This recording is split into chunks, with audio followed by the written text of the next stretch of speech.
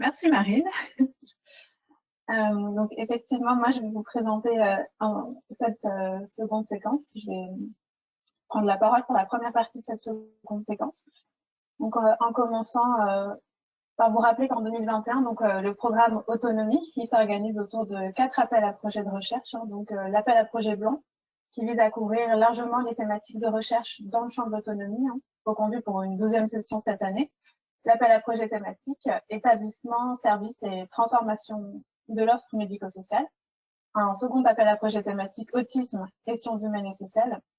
Et enfin, l'appel à projet soutien à la structuration de communautés mixtes de recherche. Alors, ces appels à projets vont vous être présentés de manière plus détaillée ensuite. Mais là, l'objet de mon propos, ça va être de vous exposer les éléments transversaux à ces différents appels. Alors d'abord, vous indiquer que ces appels à projets, ils s'adressent à des chercheurs en sciences humaines et sociales et en santé publique. Donc, sciences humaines et sociales, donc on a toutes les disciplines telles que l'anthropologie, le droit à la démographie, l'économie, l'épidémiologie, la géographie, les sciences politiques, l'urbanisme.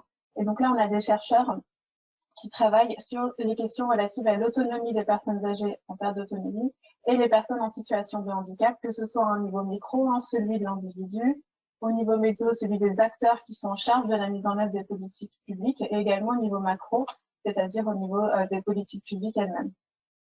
Par ailleurs, conformément à l'avis de son conseil scientifique, la CNSA entend favoriser le développement de pratiques de recherche participative en offrant la possibilité aux chercheurs qui le souhaitent, et on rappelle ici le caractère non obligatoire de ce type de recherche, de construire des consortiums de recherche qui soient largement ouverts aux parties prenantes du champ de l'autonomie, c'est-à-dire aux personnes concernées, à leurs aidants, aux familles, aux associations, aux gestionnaires, aux professionnels, collectivités, également aux administrations.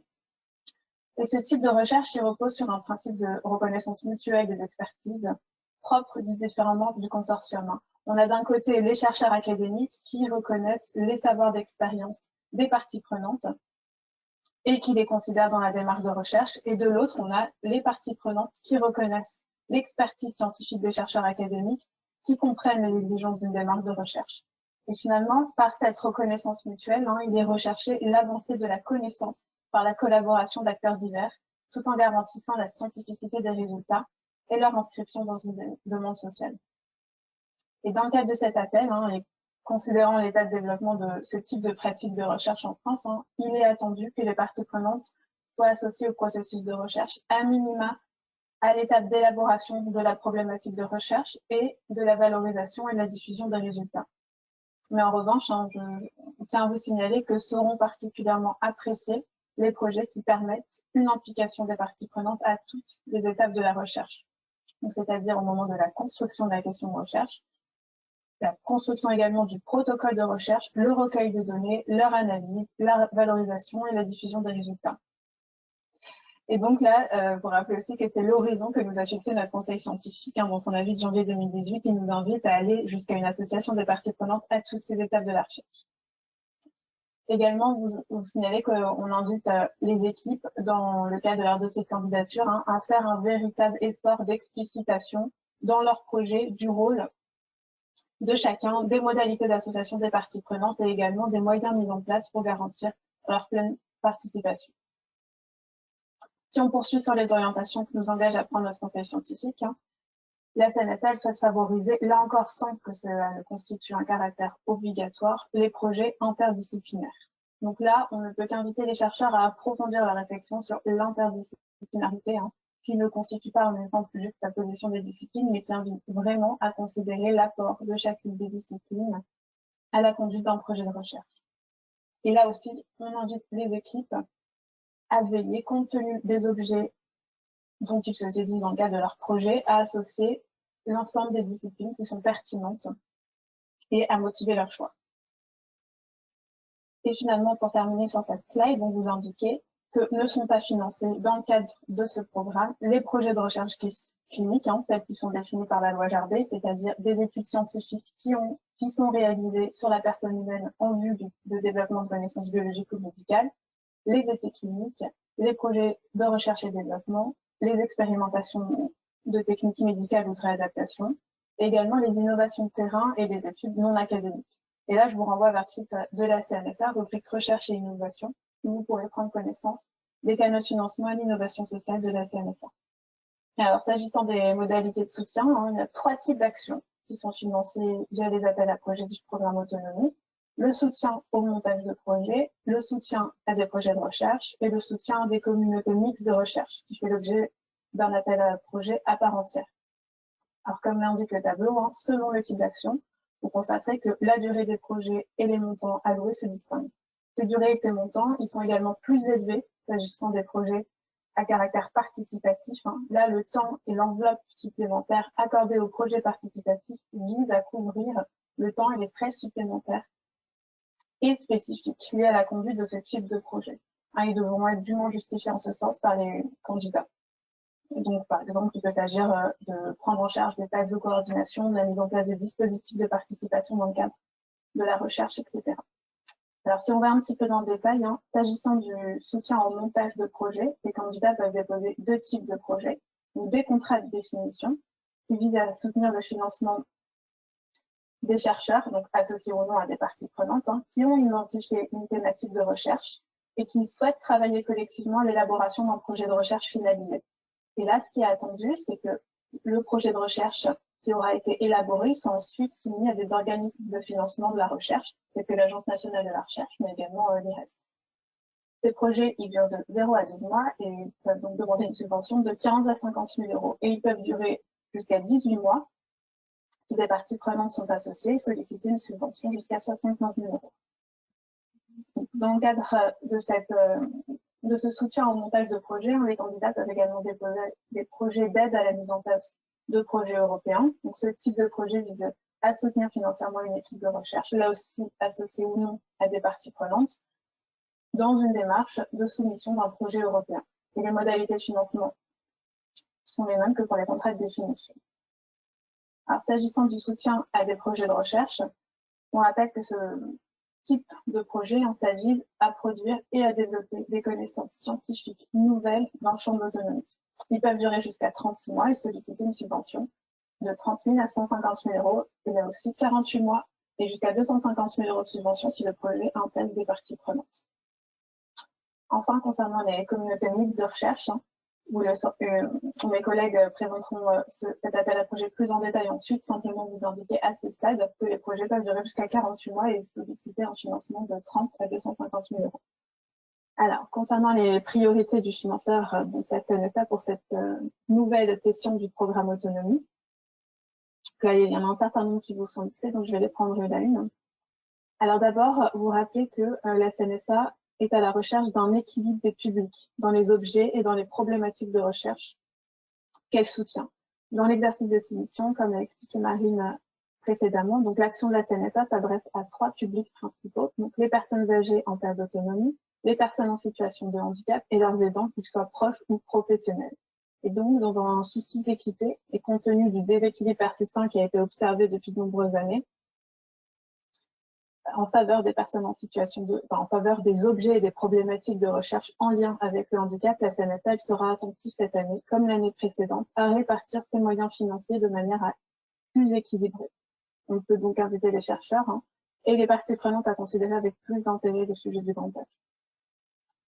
La CNSA verra également à la recherche de ce même équilibre s'agissant des approches disciplinaires des projets financés. Certaines disciplines, et ça on a pu le constater dans le travail de bilan qui a été mentionné par Marion précédemment, donc certaines disciplines restent sous-représentées. Et la CNSA ne peut qu'inviter là aussi les chercheurs, notamment en anthropologie, en droit, en démographie, en géographie, en gestion ou en histoire, mais également en sciences politiques, à considérer avec plus d'intérêt les modalités de soutien à la recherche qui sont offertes par le programme Autonome. Également, l'intérêt pour la CNSA de soutenir des projets de comparaison internationale. Là, l'objectif, c'est véritablement de nourrir les politiques publiques françaises de ce qui peut se passer à l'international et notamment des pratiques inspirantes. Des projets de recherche qui développent aussi des approches transversales au champ du handicap sont recherchés, loin des catégories de l'action publique ou des objets de recherche faisant déjà l'objet de nombreuses investigations. La CNSA est également attentive à financer des projets qui visent à éclairer dans toute sa dimension la création d'un 5e branche de la sécurité sociale. Également, les projets qui auront pour objet principal les problématiques de l'autonomie en lien avec les handicaps rares y compris dans une démarche comparative, ceci en cohérence avec les actions prévues par le 3e schéma national d'organisation sociale et médico-sociale pour le handicap rare, et là qui invite les communautés qui travaillent sur ces sujets à mieux se saisir des opportunités de financement qui sont offertes par le programme autonomie. On sera également attentif, sont invités comme des priorités cette année les projets qui analysent l'intrication des différentes caractéristiques. Donc la pauvreté, l'âge, le handicap, le genre, les origines dans des dimensions processuelles ou longitudinales. Également les projets d'exploitation, des données de l'enquête sur la santé, le vieillissement et la retraite en Europe, donc c'est l'enquête chère. Là aussi pour éclairer les politiques publiques dans le champ de l'autonomie. Parce que la CNSA participe au financement de cette enquête depuis de nombreuses années et elle constate qu'elle reste peu exploitée s'agissant des questions d'autonomie. À noter également que l'appel à projet thématique établissement, service et transformation de l'offre médico-sociale, qui sera présenté plus en détail ensuite, il a évolué cette année pour intégrer un axe relatif aux professionnels et à leurs conditions d'exercice, et un axe relatif au mode d'habitat et à l'habitat, au mode d'habiter, et à l'habitat, qui sont là aussi des sujets prioritaires pour la CNSA, donc, qui constituent des grands chantiers de la politique publique. Et enfin, il nous semble important de rappeler un principe de non-concurrence entre les différents appels à projets. Donc, les 4 appels à projets du programme autonomie poursuivent chacun des objectifs spécifiques qui sont conduits en lien avec des priorités de politique publique. Et la CNSA, elle veillera là aussi à équilibrer ses financements à chacun de ces AAP sur la base de l'avis scientifique du jury. Ainsi, on peut inviter les équipes à vous inviter à considérer avec le même intérêt tous les AAP du programme autonomie et les possibilités diverses de soutien et au développement et à la structuration de la recherche. Je vous remercie pour votre attention et puis je laisse la parole à mes collègues. Merci beaucoup, Claudia. Alors, je vais démarrer avec le premier appel à projet, l'appel à projet blanc, qui est l'appel à projet général du programme autonomie et qui, en 2021, est renouvelé pour une 12e session. Alors, donc l'appel à projet blanc, c'est un appel qui porte sur les limitations fonctionnelles et d'activité sociale, à la fois des personnes âgées en perte d'autonomie et également des personnes en situation de handicap. Pour comprendre ces deux publics, on se réfère à la fois à la définition donnée par la loi relative à l'adaptation de la société au vieillissement du 28 décembre 2015 pour les personnes âgées en perte d'autonomie, c'est-à-dire qu'il est considéré qu'avec l'âge peuvent apparaître des fragilités ou des pathologies qui peuvent donc entraîner une réduction de l'autonomie et mener peu à peu à la dépendance. Et puis pour les personnes en situation de handicap, on se réfère à la loi du 11 février 2005, et donc qui définit toute limitation d'activité ou restriction de participation à la vie en société qui est subie par une personne dans son environnement en raison d'altérations donc substantielles, durables ou définitives d'une ou plusieurs de ses fonctions physiques, sensorielles, mentales, cognitives, psychiques, mais aussi en lien avec un polyhandicap ou un trouble de santé invalidant. Alors, dans le texte d'appel à projet sont donnés plusieurs exemples de thématiques qui peuvent être proposées par qui peuvent être mobilisées par les candidats. Elles sont données à titre d'exemple et elles sont bien entendu non exhaustives. J'en ai remis quelques-unes ici. Je vous invite par contre à vraiment consulter le texte d'appel à projet en détail pour comprendre un peu mieux ces thématiques et puis pour découvrir aussi l'appel, c'est important. Alors, les projets qui peuvent candidater sur l'appel à projet blanc peuvent porter sur des projets sur développant la thématique de la participation sociale des personnes âgées en perte d'autonomie et des personnes en situation de handicap, sur les thématiques, sur leur inclusion et leur pouvoir d'agir. Également des projets sur la trajectoire et le parcours de vie, ou des projets sur la thématique du travail et toutes les dimensions autour de l'emploi. Également, il y a un intérêt pour des projets qui porteraient spécifiquement sur le handicap rare et qui chercheraient à mieux connaître et à comprendre et accompagner les personnes en situation de handicap rare, mais également leurs proches. Des projets sur les aides techniques ou encore des projets qui développent qui portent sur les politiques de l'autonomie.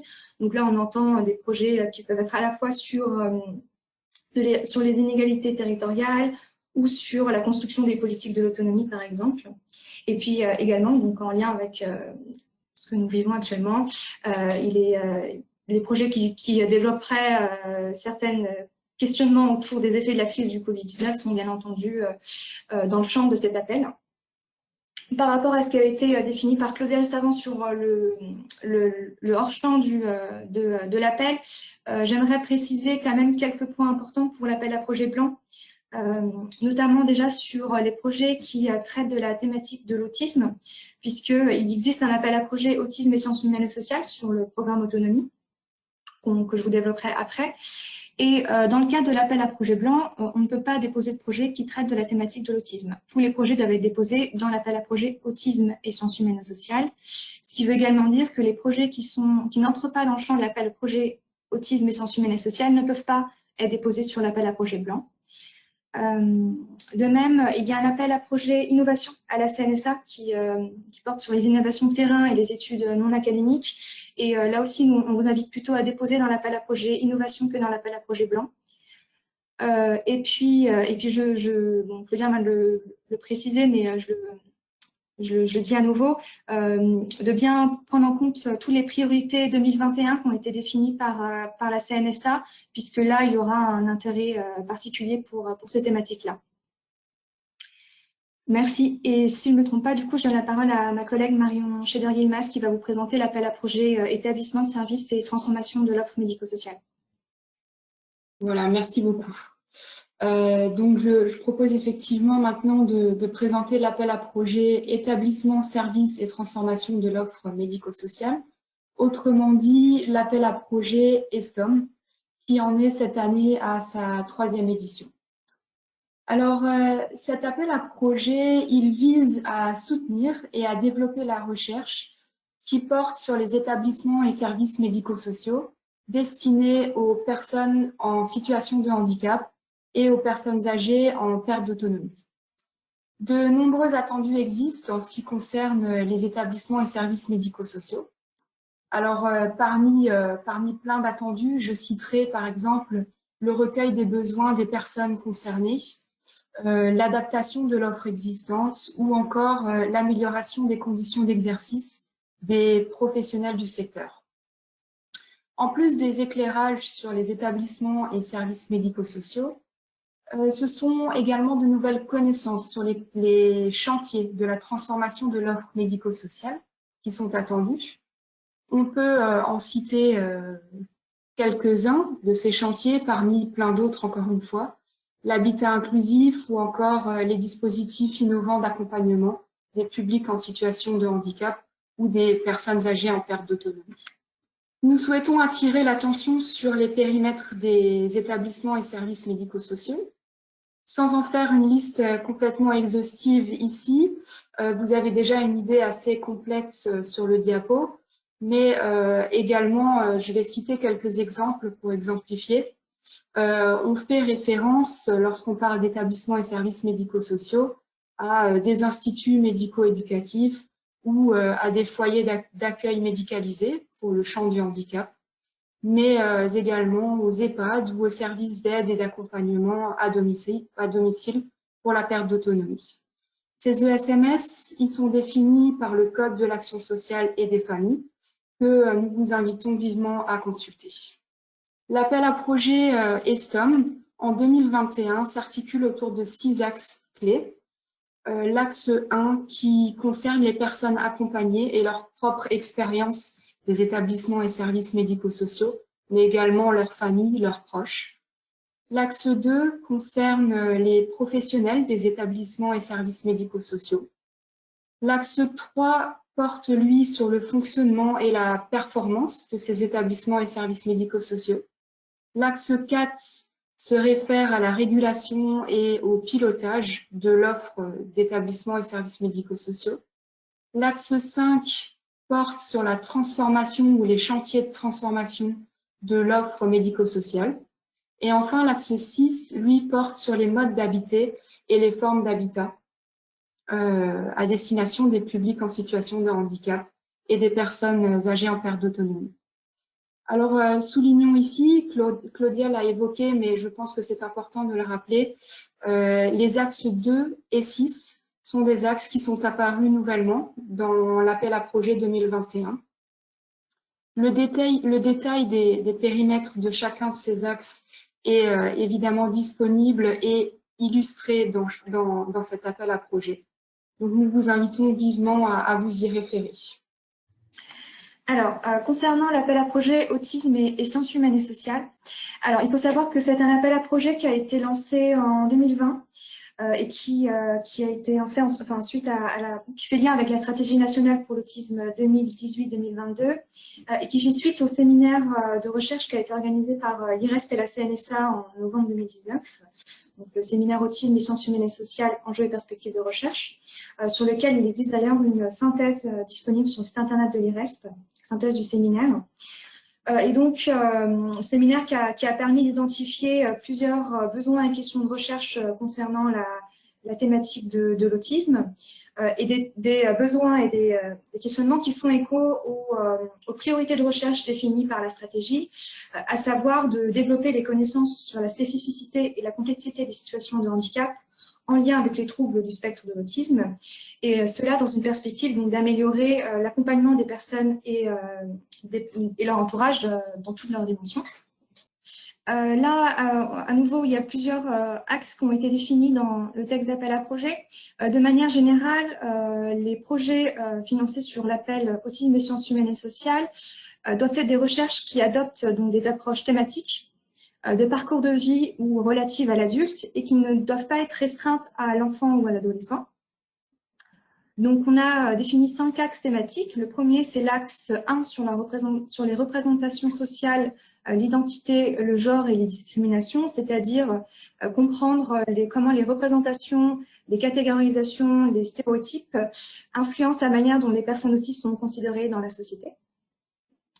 Un axe 2 sur les trajectoires de vie et les bifurcations des personnes concernées.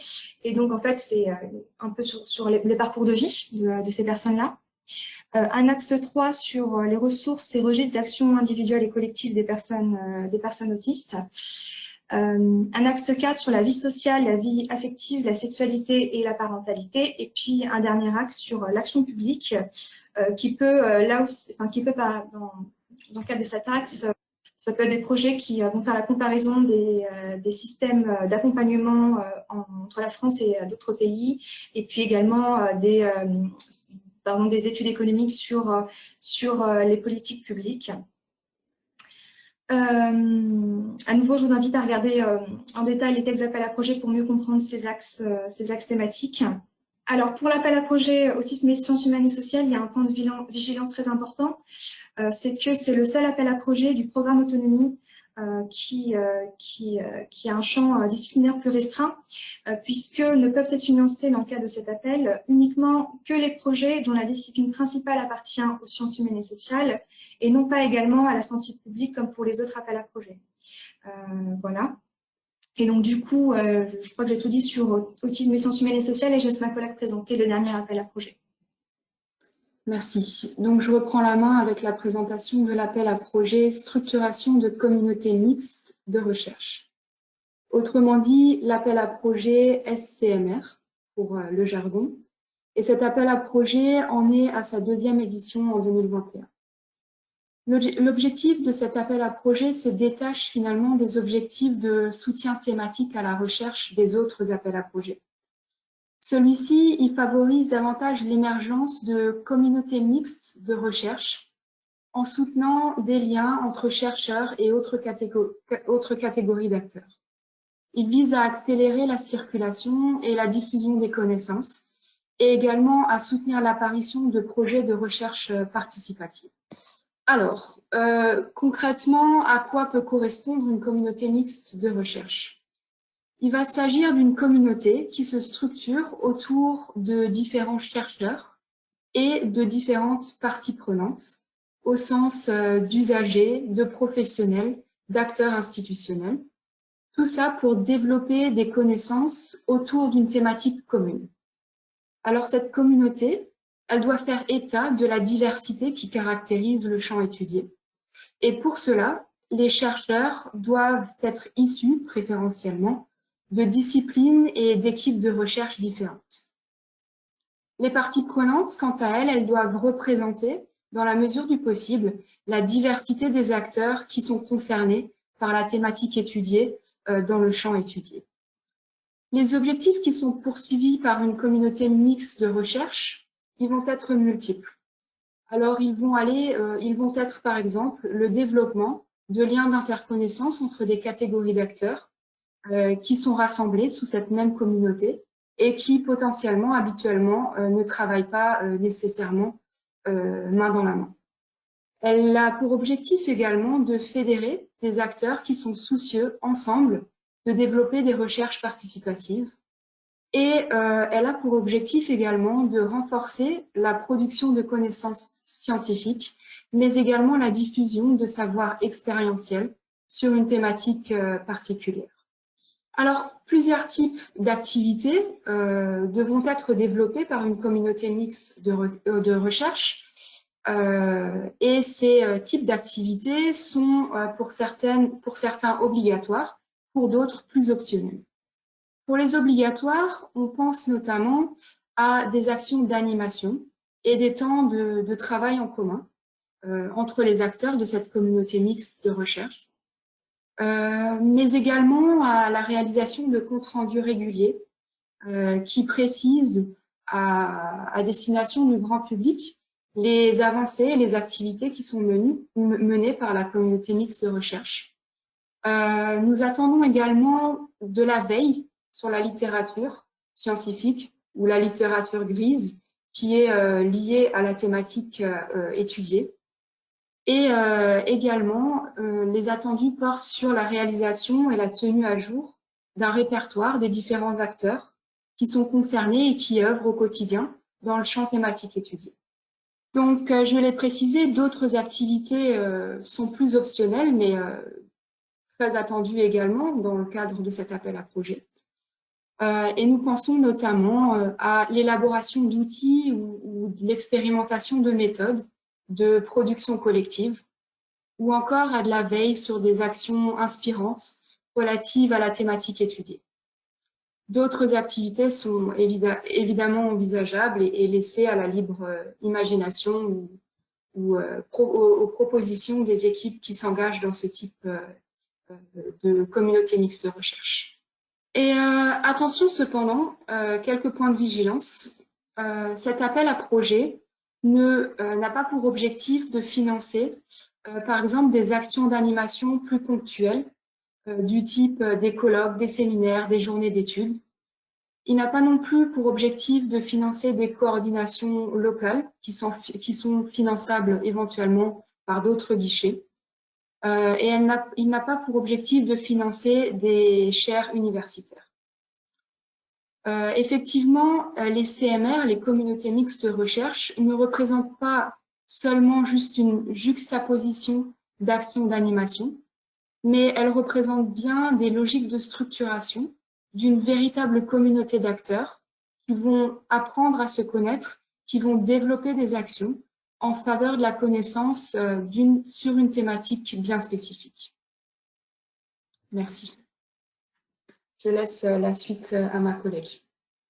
Oui, alors avant de terminer sur ce temps de présentation du programme et des appels à projets et donc de passer aux questions, j'aimerais vous présenter les recommandations qui ont été émises par le jury de l'année dernière, puisque donc au moment de l'annonce des résultats, on a publié en même temps l'avis du jury, des deux jurys, parce qu'il y en a deux, qui donnent donc des points d'attention ou d'éclairage assez importants pour vous, candidats, et sur lesquels j'aimerais donc présenter au moins, à défaut de toutes les présenter, mais les plus importantes. Merci, merci Laurence.